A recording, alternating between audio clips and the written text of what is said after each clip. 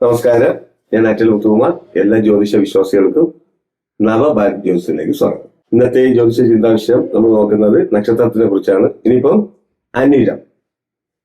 അനിഴത്തിന്റെ ഒരു പ്രത്യേകത ശനിയുടെ നക്ഷത്രമാണ്.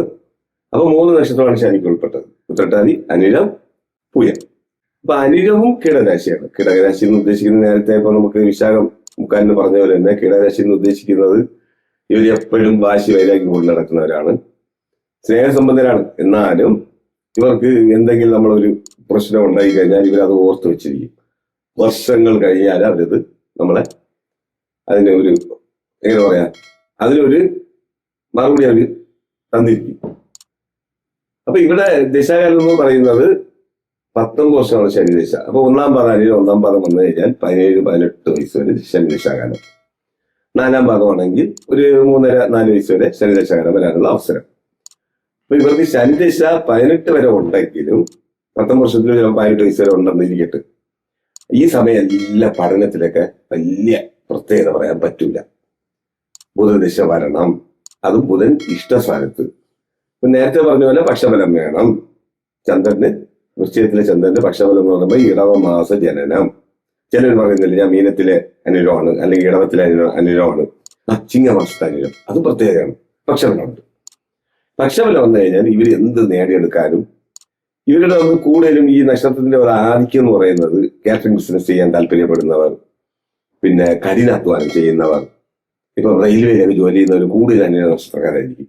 ആ മേഖല EBയിൽ ജോലി ചെയ്യുന്നവർ, പിന്നെ തൊഴിലാളി, ഇപ്പൊ നമുക്ക് പാർട്ടി ബേസിലൊക്കെ CIT എന്നൊക്കെ പറയുന്നില്ലേ, ചുമട്ട് തൊഴിലാളി, ഇവരെല്ലാം കൂടുതൽ ഈ നക്ഷത്രത്തിൽ വരാനുള്ള അവസരം. എന്ന് വെച്ചാൽ ഇവർക്ക് ഹാർഡ് വർക്ക് ചെയ്ത് സന്തോഷിക്കുന്നവർ, അങ്ങനെയും പറയാം. പിന്നെ ഇവരുടെ ഒരു മോശ സ്വഭാവം എന്ന് പറയുന്നത് വാശി തീർക്കുന്ന ഒരു പ്രത്യേകതയാണ്. എന്തെങ്കിലും മനസ്സിലിട്ടിട്ട് അത് കുറെ കാലം കഴിഞ്ഞ് അത് വാശി തീർക്കുക. ആനയുടെ സ്വഭാവം കാണിക്കും. ആന ഇടയുമല്ലോ, പെട്ടെന്ന് ഇടഞ്ഞളയും. ഇവരുടെ വിവാഹ ജീവിതവും രജ്ജുദോഷം ആകയാൽ അതും തിരി പ്രശ്നമാണ്. 9 നക്ഷത്രം ചേർക്കാൻ പാടില്ല. രജ്ജുദോഷമുള്ള 9 നക്ഷത്രം. അതിപ്പം ഒരു ജ്യോതിഷത്തിൽ നോക്കുകയാണെങ്കിൽ അത് പറഞ്ഞു തരും. ജ്യോതിഷത്തിന്റെ അടുത്ത് പോയ ഉത്തമ ജ്യോതിഷനെ കണ്ടു കഴിഞ്ഞാൽ അവർ പറയും ഇത് രജ്ജുവാണ്, ചേർക്കാൻ പാടില്ല. അപ്പൊ ഇവർക്ക് കുറച്ച് നക്ഷത്രങ്ങളെ കിട്ടുള്ളൂ.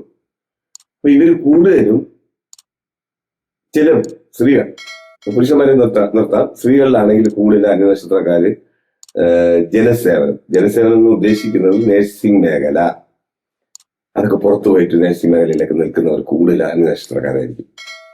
അപ്പൊ ഇവരുടെ ബുധദശാകാലം കഴിഞ്ഞ് പിന്നെ കേതു ദശാകാലം വരും. ഇപ്പൊ നേരത്തെ നമ്മൾ പറഞ്ഞല്ലോ 17 വർഷം ശനിയാണെങ്കിൽ 17 വർഷം ബുധൻ, അപ്പൊ 34. പിന്നെ വരുന്നത് 7 വർഷം കേതു. കേതു ഇഷ്ടസ്ഥാനത്ത് ഇല്ലെങ്കിലും അത് ദോഷം ചെയ്യും.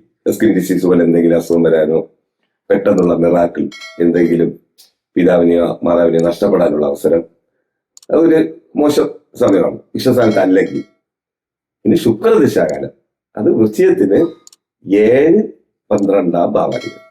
അത് വളരെ പ്രത്യേകമാണ്. 12 എന്ന് പറയുന്നത് അയനശയനയോഗം, 7 എന്ന് പറയുന്നത് കളത്രം. വിവാഹ നിമിത്തം, ഭാര്യ നിമിത്തം എന്തെങ്കിലും ധനം വരാനോ, അവർക്കൊരു ജോലി നിൽക്കുന്ന, അവർക്കൊരു ഇതിലെത്തി പണവരവ്, അതായത് ധനാഗമം കൂടാനുള്ള അവസരം.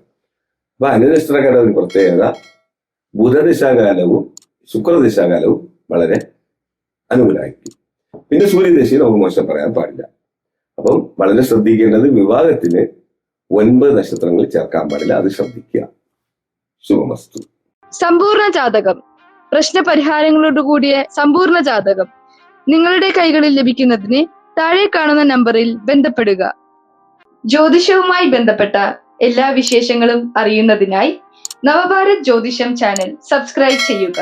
നിങ്ങൾ ചെയ്യേണ്ടത് ഇത്രമാത്രം: താഴെ കാണുന്ന നമ്പർ നിങ്ങളുടെ മൊബൈലിൽ സേവ് ചെയ്ത് ഹായ് അയക്കുക.